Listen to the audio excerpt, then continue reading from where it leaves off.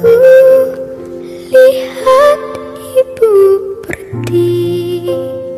Terima kasih kami sekali lagi ucapkan atas bantuan baju gelombang kedua, baju overall dari Bapak Firman Jaya Dewi dan komunitas keluarga Tionghoa Nias yang di Jakarta yang telah membantu RSUD Gunung Sitoli sebanyak 150 buah lagi baju overall.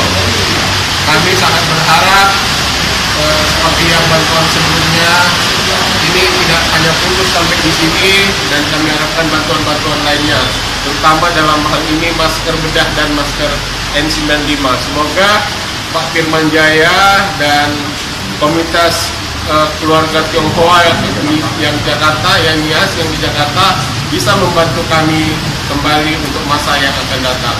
Terima kasih, kami mewakili seluruh jajaran RSUD Gunung Sitoli. Saya Dr. Hotman Purba sebagai Kabid Pelayanan mewakili kita semua.